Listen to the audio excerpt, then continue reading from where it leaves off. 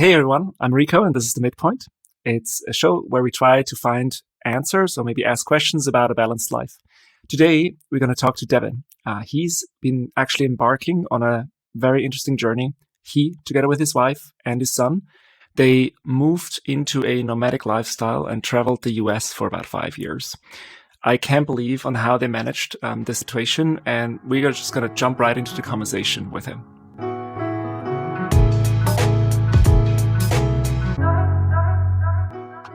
Hey, Devin, how are you doing? Good to see you, Rico. It's so amazing to speak to you. We've been working together for a couple of years, but it's been a while. So how long has that been? Do you remember? Probably 3 or 4 years, I'm guessing. 3 or 4 years, yeah. So with Devin and I, we had to collaborate sort of on a professional level in different functions. And the reason I want everyone to learn more about Devin is because he looked so professional, and we had, a working relationship that was could have been in any cubicle, any office, anywhere.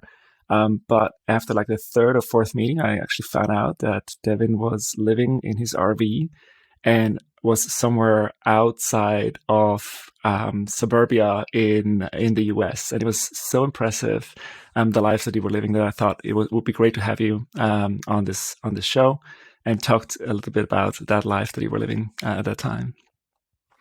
Can you maybe tell me a little bit about sort of what that setup was? Like, tell us how you lived and how long. Yeah, so we were fully nomadic, living full-time on the road out of an RV or a caravan, depending on what version of English you use, for about 5 years.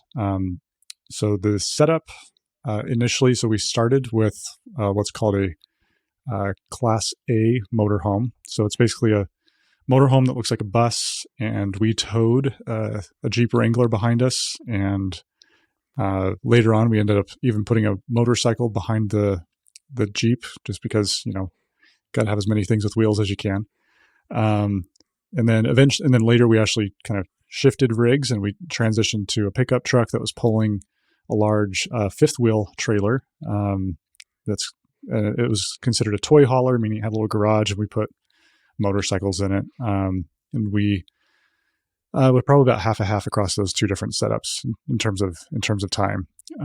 But all in all, it was about 5 years. We traveled to kind of the continental 48 states here in the U.S. We dipped into Mexico and Canada a little bit, and got to see quite a few things over the course of 5 years. Tell me, how was that adventurous when you had to cross the border with that many vehicles into Mexico or Canada? From Mexico, we actually just did day trips, and we didn't take the whole rig. Okay. We decided to kind of avoid some of those complications that way. Yeah. So that's for sure. It just made it easier. And then I think similar for Canada, we did day trips to a couple places, and then kind of later, probably the last year and a half of our RVing, we started doing a lot more motorcycle camping. And part of the reason for that is our setup was so large. It was difficult to kind of park it in state parks or national parks. They're just older. They have smaller campsites. Our trailer was pretty big. But we found if we kind of equipped our motorcycles to have travel luggage capacity, and they were off-road equipped. And so we would actually do longer rides on motorcycles and then camp in tents. So our RV was kind of home base wherever we parked it, and then we'd ride in. So we did one trip into Canada that way. We parked kind of in the northern US with the RV, and then we did a ride through a bunch of the kind of famous national parks in Western Canada, Banff and Jasper, and a few of those places that are absolutely stunning. So that was mobile on top of mobile, I guess. Yeah, it sounds like you took a holiday from your nomadic life. Yeah. The holiday on top of the holiday. Yeah, that's right. That's amazing. Yeah, just if we had to get away from it all. We got to get back to your office setup in a second, but maybe for everybody listening in, it sounds to me like a crazy decision. So maybe walk us through how do you actually get to the idea of this way of living, and what did your wife say about that? Well, it was actually my wife's idea. So my wife grew up in Samoa, which is an island in the South Pacific, so kind of near Fiji and Tahiti, kind of that region. And when we moved to the US, she developed the travel itch. We just felt like it was difficult for us to do that, especially, I mean, it can get expensive to travel. And on top of that, we were just kind of feeling a little bit stuck where we were living, and but we weren't sure where to go or where to move to. And I think she had started seeing stuff about people doing RV living on social media at the time, and she'd kind of mentioned it a few times, like, "Oh, that'd be cool, that'd be fun." And yeah, there was a moment when we were kind of thinking about our lives, what we wanted to do, and I was working for a company that was fully remote at the time, or at least fully remote was an option, and kind of had this realization, like, why not? Like, why not give it a shot? And so I went to my wife and I was like, "Hey, that idea that you've been telling me about over and over and over? Why don't we give it a shot? Let's give it a try." And she was very pleasantly surprised that I finally came around to it, because I'm definitely more of the homebody. Yeah, once we had decided and kind of cleared it with work, then it was just a matter of figuring out all the logistics, and there were a lot of those. But that's kind of where it started. It was my wife's idea. I was the one that had to come around to it. Mm-hmm. And those logistics, how that take us a little bit through that journey, because it sounds like a ton of things to leave behind and a ton of new things that you need for that style of living. Yeah, I mean, we'd never even used an RV before. So I think step one was kind of figuring out the different types of setups. And as you can, I mean, this is the case for any style of living, but particularly with RV living, each setup has different trade-offs and benefits. And, we were trying to consider the different ways that we plan to use the RV and where we're planning to go. In retrospect, I think it would have been useful for us to have rented an RV once or twice just to try it out and kind of get a sense for what we liked and didn't like. But we were anxious to get it moving, so we just jumped straight into the deep end and bought one. And it's also pretty common for people to change later on. But that was step one, is figuring out kind of the rig. And I'd say step two was kind of getting rid of everything. So we sold everything that would be possible for us to replace later. So things like furniture and appliances and beds, and even a lot of things like kitchen supply. We just sold as much as we could.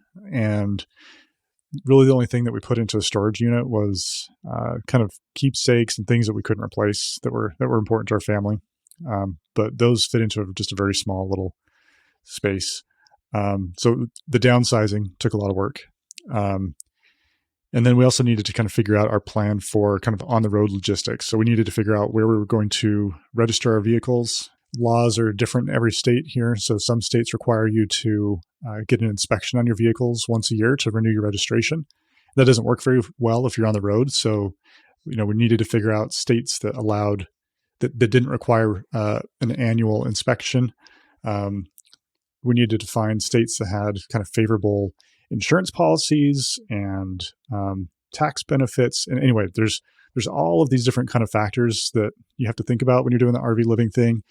And basically at the time, there were 3 states that were generally recommended. It was South Dakota, Texas, and Florida. And we ended up choosing Texas as our home base. And so we decided to do everything through Texas. So we had to figure out first a mailing address in Texas. And there's services out there that that you can basically kind of rent an address. This service was great. They would scan all the mail that we would get and send it to us in an email as a PDF, which I wish I had that again now. That's 100%. having, they get rid of all our junk mail and stuff. It was great. But that was step one, because we had to have that. And then we changed, I think, our insurance to be Texas. And then with that, we had to go to Texas. We actually did that as kind of our test trip in the RV. We drove to Texas. We got our driver's licenses there. What else did we do over there? Oh, registered all the vehicles, and got everything established in Texas. So Texas was the home base. It sounds like, even though you completely trying to achieve mobility, you still need that anchor out of legal reasons, most likely, I guess. Yeah. The government wants to know where you're located. When it comes to taxes, they want to find you. So did you have any complications throughout, sort of administratively, with like voting, taxation, or anything like that? Or was it also everything digital? Was it all digital? I mean, there are still some paperwork things we'd have to do. If there wasn't that mailing address, that would have been really complicated. Mm-hmm. That was a key piece of the overall solution, is having that mailing service. We ran into a few hitches where it's like, maybe we should have. I think maybe we tried to do our driver's license before we did the insurance, and we should have done it the other way around. But nothing that was like too crazy. Gotcha. It was just trying to figure out kind of the order and the process and all the requirements for each of the different things. But fortunately, that was kind of a one-time deal, and we didn't have to deal with that anymore.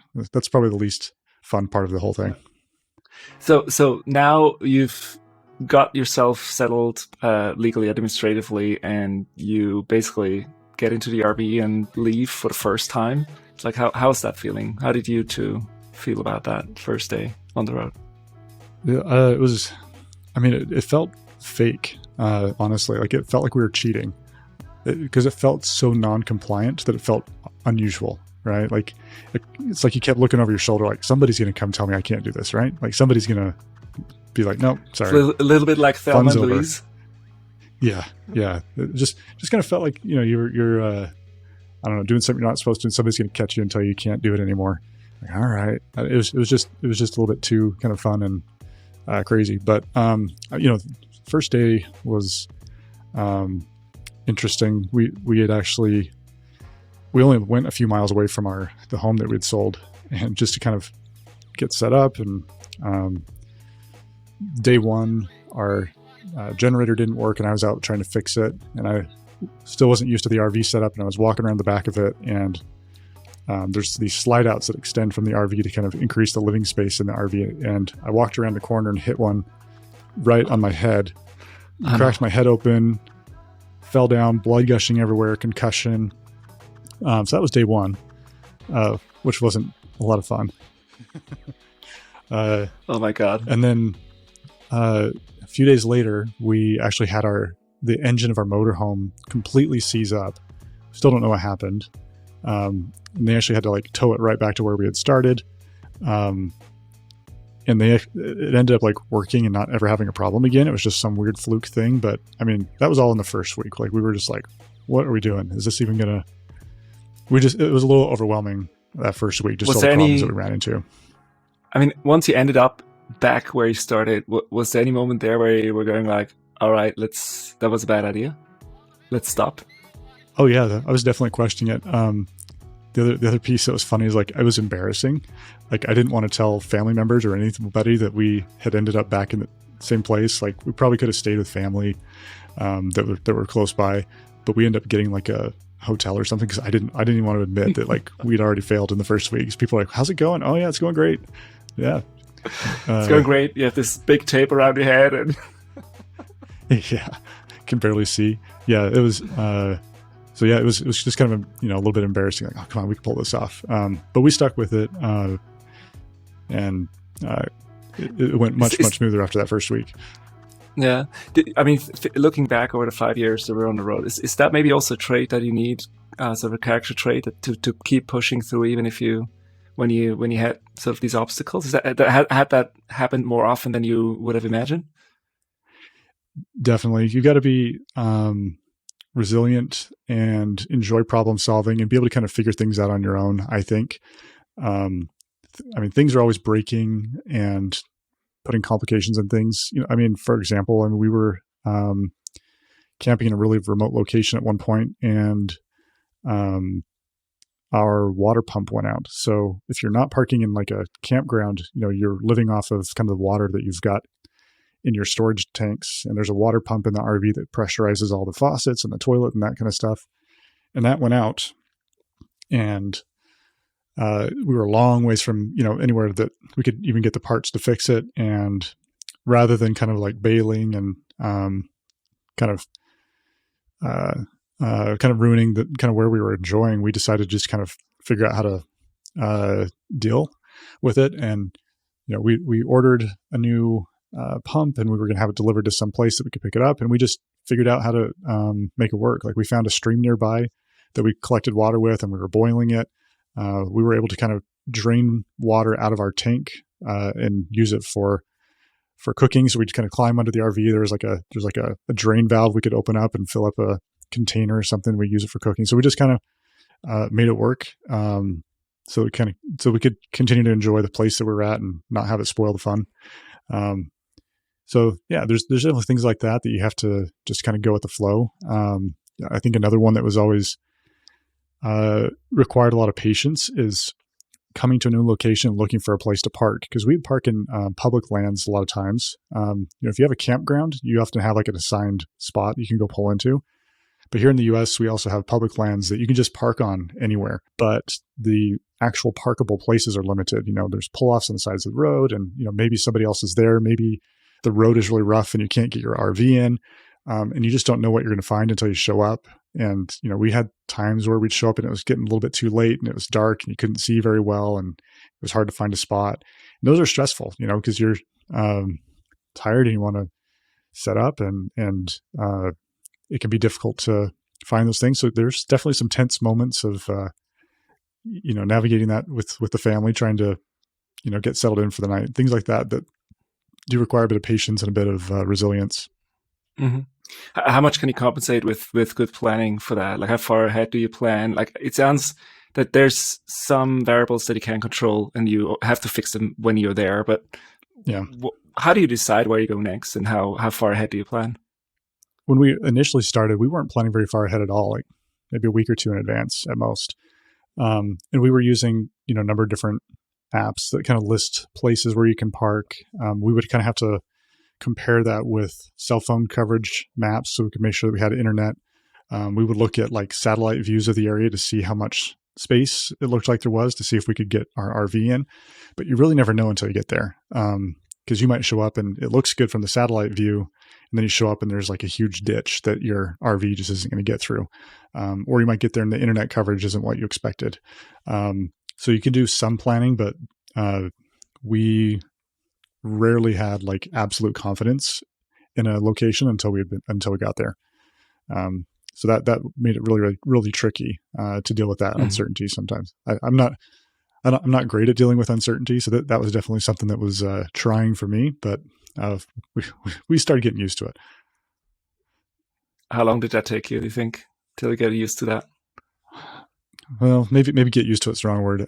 I got better at managing it over time. I don't know if I ever fully was comfortable with it. Yeah, it was always a bit stressful, if I'm being honest. Did you always have like a full-time job while you were on the road? Let me ask again. It's like sort of, because the planning is super important, right? So the reason I asked this is, if you are supposed to show up 8 hours a day, right? You also need some reliability, and you need to manage the driving and everything around it, sort of the additional workload that you put yourself into with being mobile. So how did you manage that? We just set some pretty clear rules around when we were going to move and where we're going to park. So we always, had to park somewhere where there was a way to get internet. Most of the time we could get it at the RV. Sometimes I'd have to take our Jeep or the motorcycle or the truck and go park somewhere else to get internet for the day. But we always needed to be within, be able to get internet. And I was probably hypersensitive to the fact that we were living on the road, because I just knew, like, as soon as I had a connectivity issue in a meeting, that was gonna be the first thing that people pointed to. Even though, like, I think everybody, even when you live in a house, like there's always internet issues. A router is funky or your internet provider goes down. Like, it happens. But I just was super sensitive to the fact, like, it's going to stand out because we're doing something different. We really only had one issue with that.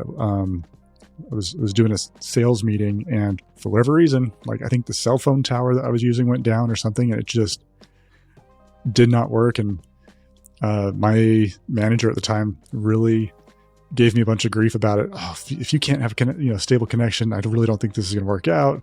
I was like, hey, this is the first time this has ever happened to me. Like, give me a break. and they weren't having it. And then literally a week later, we were in a different sales meeting, and they were the one that had the internet go down. And this wasn't wise, but I reminded them of their comments, just because it felt so vindicated. Yeah, it felt so vindicated. But yeah, but I was extremely vigilant and trying to figure out internet stuff. And we played with so many different internet setups over the years that we were doing it, trying to optimize it, make it better, make it faster. We had redundancies. I think we were paying for, 3 or 4 different ways to get internet on any given month, just to make sure we had maximum coverage and redundancy. Because I did not want that to fail and be something that people held against me. Mm. About 3 years ago, when it's sort of everybody was forced into working remotely, we started, maybe we can now understand a little bit better on, maybe to a certain extent, on what situation you put yourself into, because of the internet connection at home. It's not as reliable as usually in the office, etc. But still, like you went so much further, even in a time before everybody was working remotely. So is that like... That's true. It felt for me when I worked with, like, for me, it was always like, as you were in the office, as I mentioned before, what do you need aside from the internet connection? Is there anything else that would be different to your current office setting? Like, is that something that I would need to consider if I wanted to work from the train for a day or something like that? No, I mean, you can just have a lot more creature comforts, with a home office. Like, a couple things that I really missed. I really missed having a nice office chair. We had some decent things for me to sit on, but it just doesn't, it's not quite the same. I've always liked having an external monitor, and there's some people that live on the road that do external monitors, but it never worked out for our setup. It just felt like too much kind of extra stuff to set up and take down. So, I was living off of the laptop screen for 5 years, which was, you get used to it, but that was something I definitely missed having. But no, for the most part, you just need a laptop and internet connection these days. I mean, that's really it. There's really there's not much else to, don't have to overthink it. Pre-COVID, we didn't have these fancy Zoom backgrounds even, but yours always looked very professional. Your RV background was totally spot on. Well, it's funny because in our first setup, the motorhome, the Class A motorhome, one of the challenges of that was, like, we were all in the exact same space. So imagine, like, doing your conference calls in your kitchen while your family's in there doing stuff.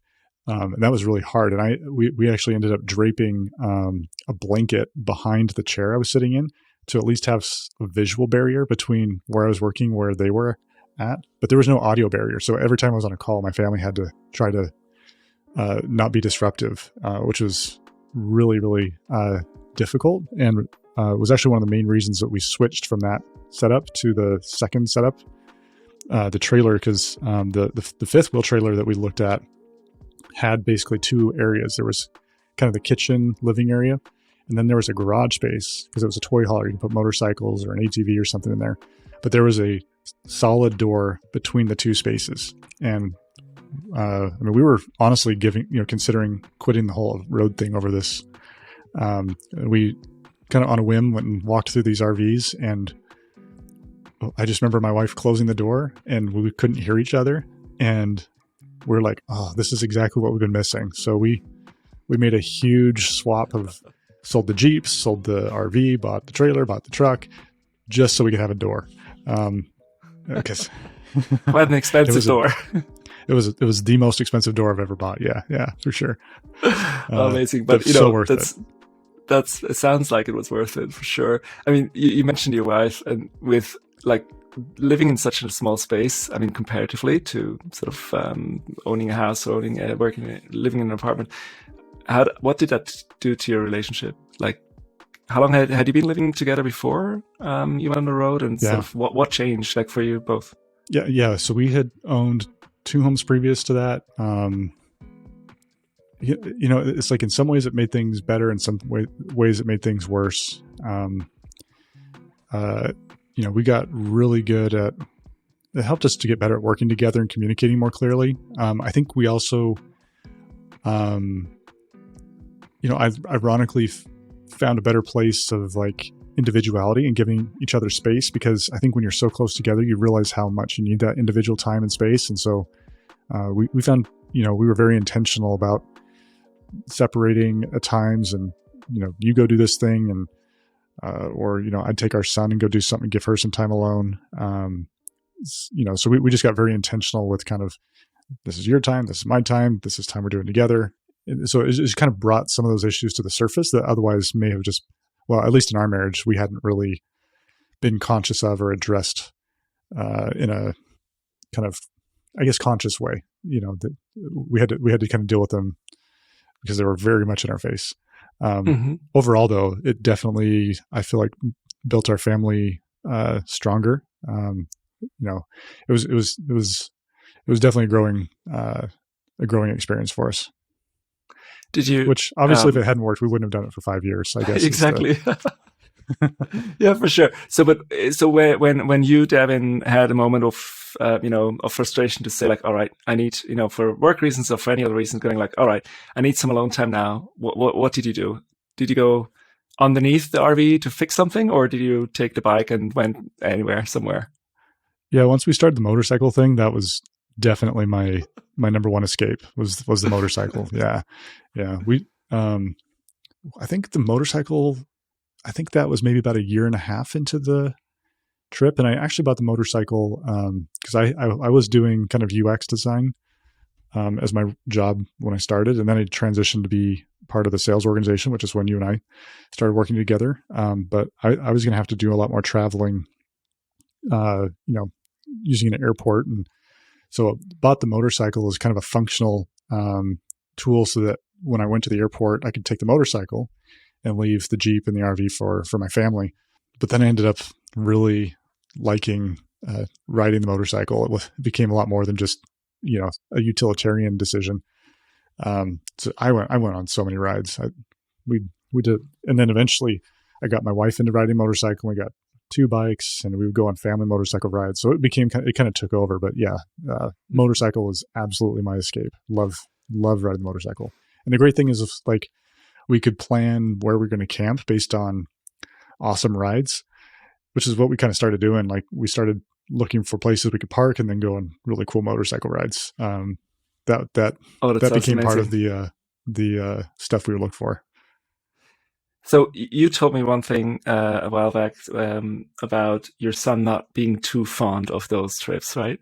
But before we go into those park rides, was he born while you were nomadic or before that? He was before. So we started like just before he turned 5. So he's old enough that like he remembers life before the road, but most of his kind of formative years have definitely been kind of living on the road. Oh, wow. And how's that been sort of also from I'd say just administrative perspective? I know you do a lot of homeschooling in the US, right? I think it's a little bit easier than in other places around the world, but what did you have to consider with taking your son on that style of living? Yeah. I mean, we're really lucky. He's such a good kid, very easygoing and very kind of adaptable to different situations. So he made it as easy as, could be expected from a 5 to 10-year-old kid. Yeah. The schooling was definitely kind of one of the bigger considerations.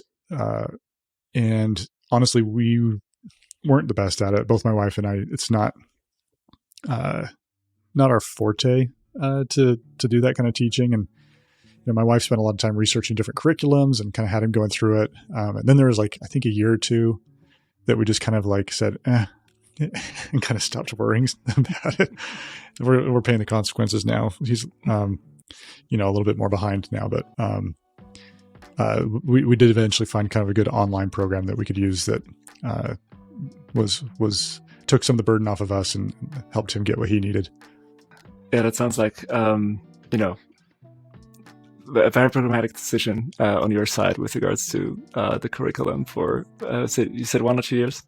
Yeah. We're calling it there's a trend, they call it unschooling. We were kind of like, yeah, we'll go with that. Well, that'll be it. But he you know, knows he how was to getting change a exposed to, tire. He knows how yeah, to change the water pump. He knows how to fix the internet connection.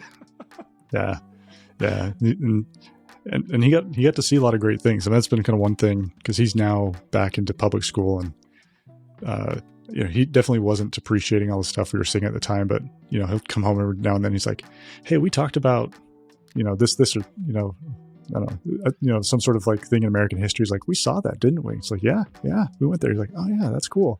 None of my classmates have seen that before." It's like, yeah, a lot of people don't leave the state they grow up in, kid. Like, Oh, that's amazing. we did some cool stuff. Yeah. Oh, that's amazing. Did you? I mean, what in the end made you decide to stop? Was it school, or what got you to that decision?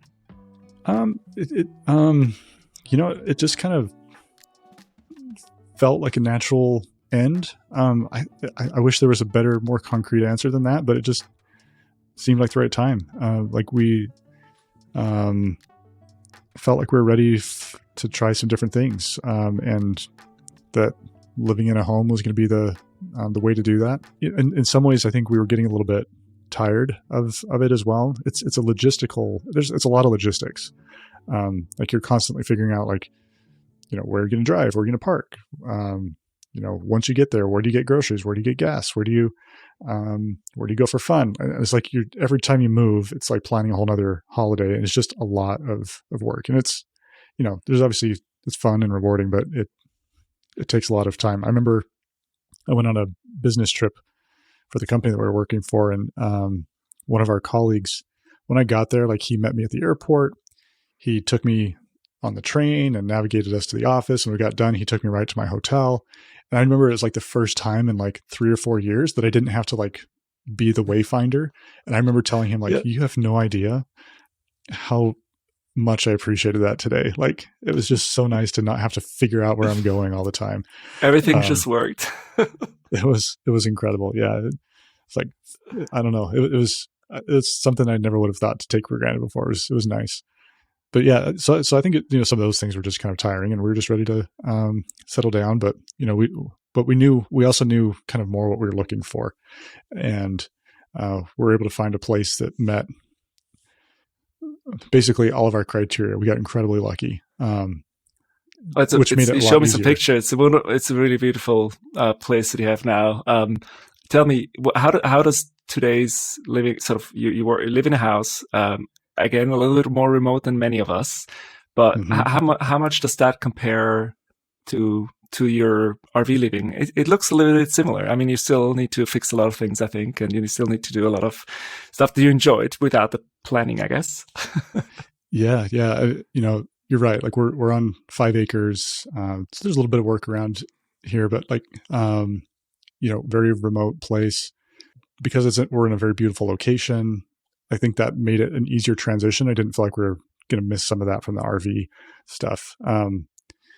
And I think my feeling is, and I remember this when we were living on the road, like, there's joy to find in every way of living.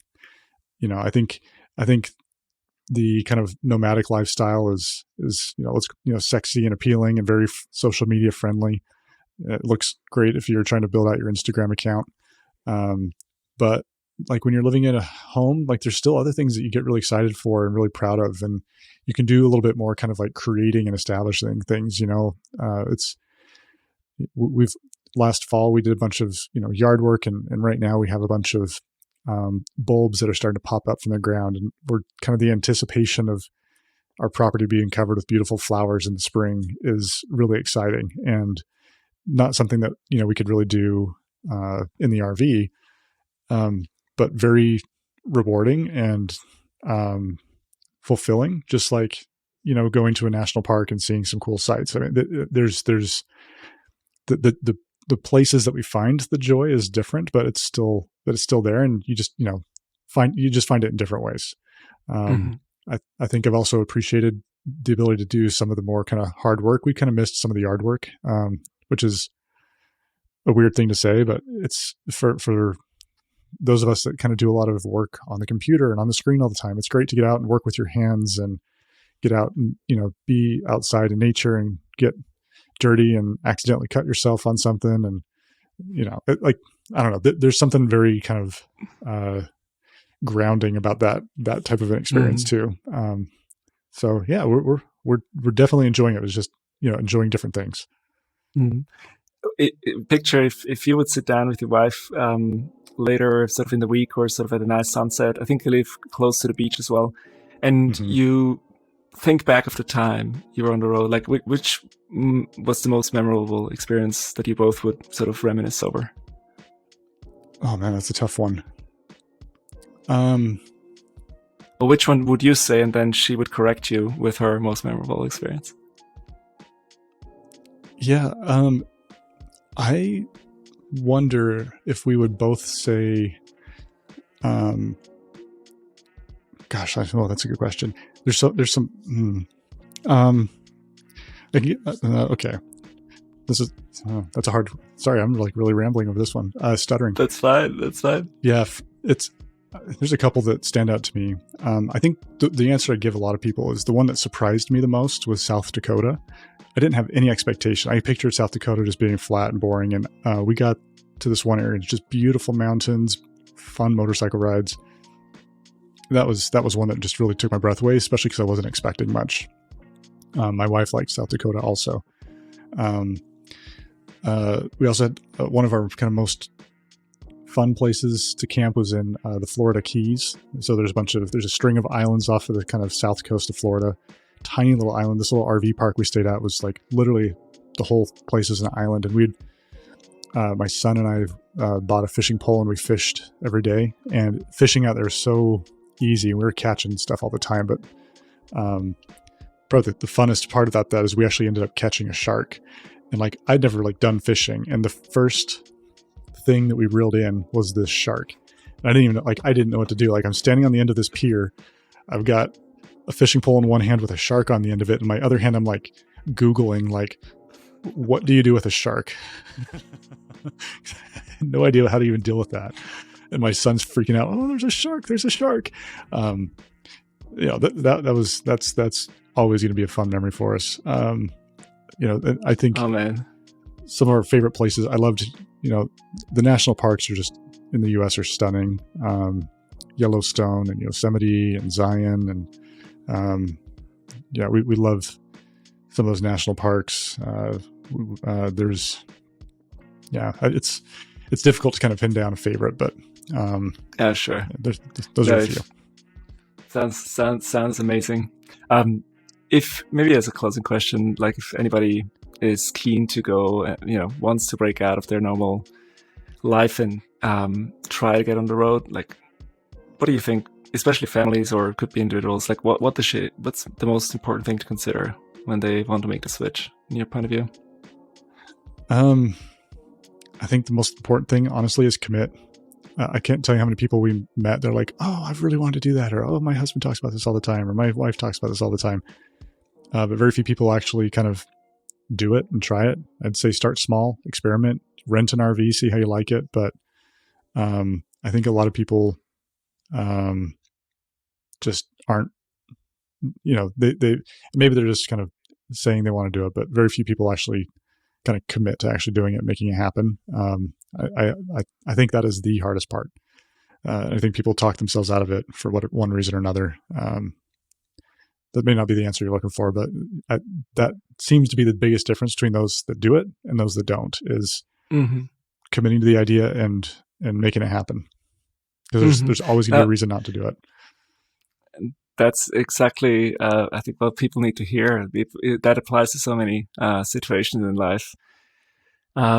Thank you so much, Devin, for taking your time. It's been lovely to read and follow you sort of online. You mentioned Instagram before. You have a blog as well. I'll make sure we'll link that also in the show notes. And I look forward to next time we meet, man. You have such a beautiful home and so many stories. So thanks for joining us. Thank you, Rico. It's always a joy. Appreciate you inviting me.